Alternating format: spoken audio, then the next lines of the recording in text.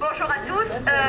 Bon, vous me connaissez bien entendu, d'abord premièrement parce que je suis une collègue des services, puisque je travaille au service des retraites à la rue, non plus à la rue Borne, à l'avenue du Pradon maintenant. Nous aussi on a changé. Mais je suis ici d'abord et avant tout parce que je suis élue dans le 6e et 8e arrondissement. Alors la dernière fois, au mois de juillet, je m'étais engagée à faire des courriers et effectivement je les ai faits et j'ai eu des réponses. Alors bien entendu, pour ne pas se mouiller, aussi bien le préfet que le maire de Marseille m'ont renvoyé les courriers qu'ils avaient adressés à notre directrice, bien entendu, et donc j'ai simplement la réponse de Redman. Mais ça, bon, ça va, on connaît, hein, on sait, mais eux ne se sont vraiment pas engagés, hein, voilà, hein, je vote en touche. Quant à Paris, alors que ce soit le ministre, puisqu'à ce moment-là, on avait déjà de nouveaux ministres, aussi bien le ministre des Finances que le ministre du Budget, ils m'ont dit qu'ils diligendaient leur service pour savoir exactement quelle position ils devaient prendre. Ben, j'attends toujours, hein, voilà. Mais j'ai quand même aussi une autre information à vous donner, qui est de proximité, celle-là, puisque au conseil d'arrondissement, j'ai interpellé le député maire du secteur pour savoir, parce qu'inutile de vous dire que les services publics chez nous, c'est misère.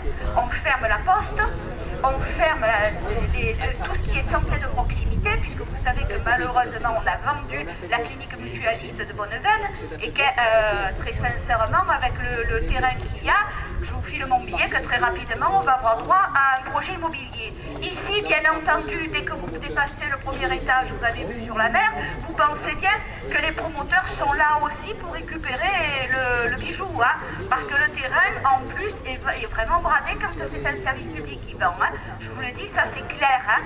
Donc, à partir de là, j'ai posé la question à M. Dominique Thian, député maire du secteur, pour savoir qu'est-ce qu'il pouvait faire pour justement nous aider à garder ce service public de proximité, en sachant que d'ores et déjà, on savait qu'autour, le comité d'intérêt de quartier, avec ses adhérents, mais aussi la population, était très favorable à garder ce service public. Il m'a répondu qu'il préférait, texto, hein, et publiquement, hein, puisque vous savez que le conseil d'arrondissement c'est public, hein, qu'il préférait des villas plutôt que les services des impôts. Voilà, hein.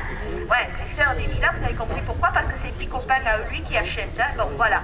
Donc, on ne peut compter que sur nous et la population environnementale, bien entendu, puisque eux, d'abord, premièrement, ils en ont ras-le-bol de tout ce qui est projet immobilier, hein, mais en même temps aussi, ils savent l'utilité d'un service public de proximité.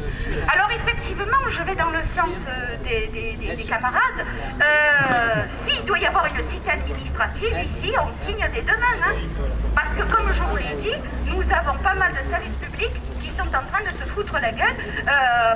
Pourquoi? Parce qu'automatiquement, les administrations les directions de ces anciennes administrations pour la Poste ou pour d'autres sont en train de fusionner et de recentraliser. Alors vous savez, moi je vous dire, en tant que professionnel, en tant qu'agent de ces services depuis 40 ans, je suis au service des retraites et on vient d'essuyer une fusion, quelque chose d'assez cocasse, puisqu'on a récupéré les retraités des départements de l'Isère, de l'Ardèche et de la Savoie et de la Haute-Savoie. Donc en ce moment, on gère plus de 300 000 retraités. D'accord? Sauf que les personnes, les retraités qui sont là-bas, et tant mieux, ils vivent très longtemps, ils ne comprennent plus rien, ils ne savent plus où ils habitent. Hein? Donc on ne leur a pas vraiment expliqué ce qui se passait. Hein? Mais qu'en même temps, nous, on perd des agents. Ou qui partent, qui sont mutés, ou qui partent à la retraite, et on ne les remplace pas. Voilà. Donc on travaille à flux tendu. Vous connaissez, je connais, donc on sait. Hein. Voilà. Alors quand on nous a parlé de la fusion, on l'avait dit au départ, on avait dit attention, c'est ou privatisation de certains services, et là vous êtes bien placé pour savoir qu'il y a quand même certains services qui sont dans le collimateur, ou alors carrément c'est la fin de certaines missions de service public qu'on est en train d'exercer, et que, bon, la droite en rêvait, je ne sais pas ce qu'ils vont en faire, la gauche, mais en tous les cas, comme par exemple la retenue à la source, qui est quand même, qui revient, c'est redondant, c'est récurrent, mais systématiquement, ça revient sur le tapis.